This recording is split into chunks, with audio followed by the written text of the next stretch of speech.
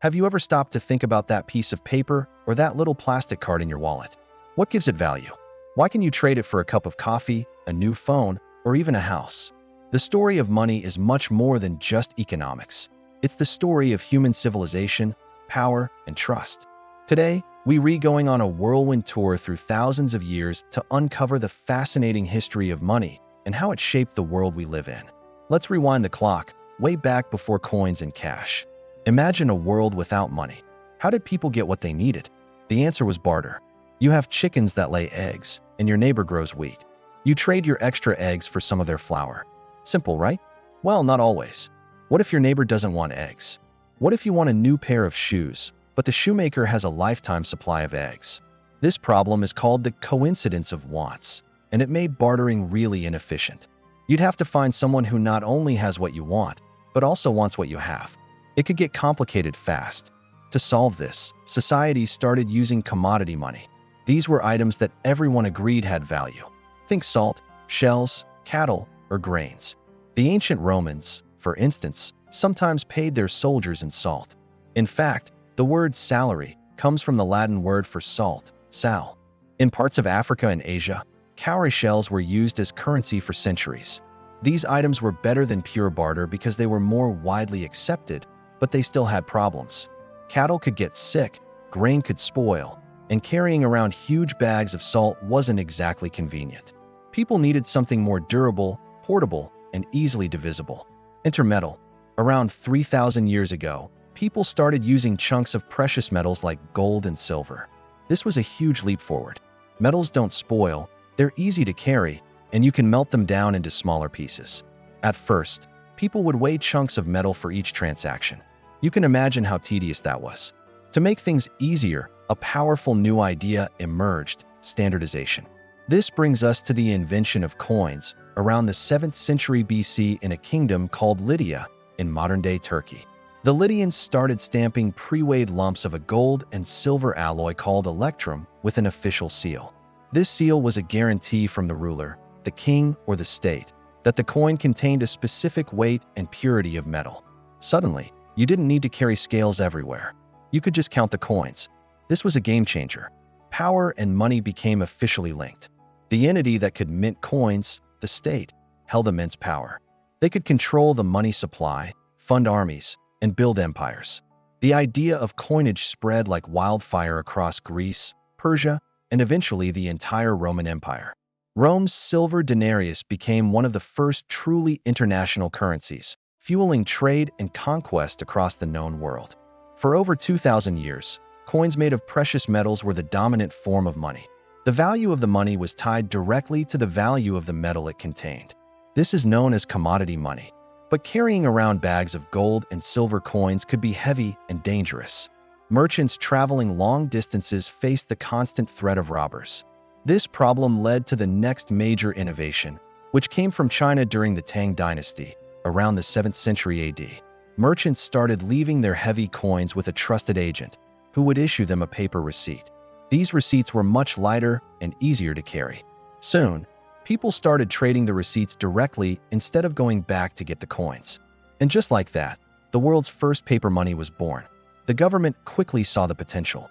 By the Song Dynasty, the state took over the printing of paper money, creating a government-backed currency known as jiaozi. This was the birth of fiat money, money that has value not because of the material it's made from, but because the government declares it to be legal tender. In Europe, the idea of paper money took a bit longer to catch on.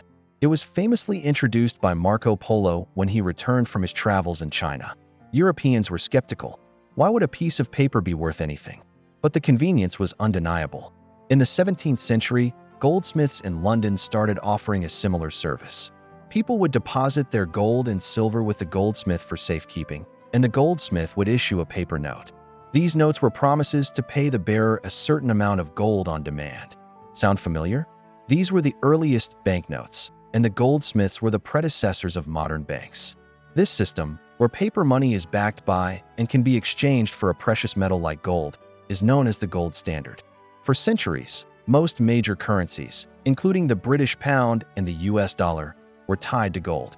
The government's power was still immense, but it was limited. They could only print as much money as they had gold to back it up. This provided stability but also restricted economic growth. If a country needed more money to fight a war or recover from a depression, it couldn't just print it. It had to get more gold. The 20th century saw this system completely unravel. The immense costs of World War I and the Great Depression forced many countries to abandon the gold standard temporarily. They needed to print money to fund their economies, and being tied to gold was holding them back. Finally, in 1971, the United States officially severed the link between the dollar and gold. Since the US dollar was the world's reserve currency, this move effectively ended the gold standard for the entire planet. We now live in a world of pure fiat money. The dollar, the euro, the yen, none of it is backed by a physical commodity. Its value comes from a combination of government decree and collective trust. We accept it as payment because we trust that others will accept it from us. The power over money now lies squarely with central banks and governments. They can influence the economy by controlling interest rates and printing more money, a power that has both incredible benefits and significant risks. It allows for flexible responses to economic crises, but also opens the door to inflation if not managed carefully. And the evolution isn't over. In the 21st century, we're witnessing another monumental shift. Money is becoming increasingly digital. We use credit cards, online banking, and mobile payment apps. Most of the money in the world today doesn't exist as physical cash or coins. It's just numbers on a computer server. We're moving towards a cashless society. This digitalization has paved the way for the most recent and perhaps most disruptive innovation yet: cryptocurrencies like Bitcoin. Created in 2009, Bitcoin introduced the idea of a decentralized digital currency, one that isn't controlled by any single government or bank. It's powered by a technology called blockchain, a distributed public ledger that records all transactions. For the first time in history, we have the possibility of money that is separated from the power of the state. The story of money is a mirror reflecting our own history, from barter to Bitcoin, from shells to servers. Each innovation was a solution to a problem, and each one fundamentally reshaped the balance of power in society. It's a story of trust, power, and the endless human quest for a better way to trade and build our world. What will the next chapter look like? Will it be central bank digital currencies, decentralized cryptocurrencies, or something we can't even imagine yet? One thing is for sure, the story of money is far from over. Thanks for joining me on this journey through time. If you found this as fascinating as I do, make sure to hit that like button and subscribe for more deep dives into the concepts that shape our world. See you in the next one.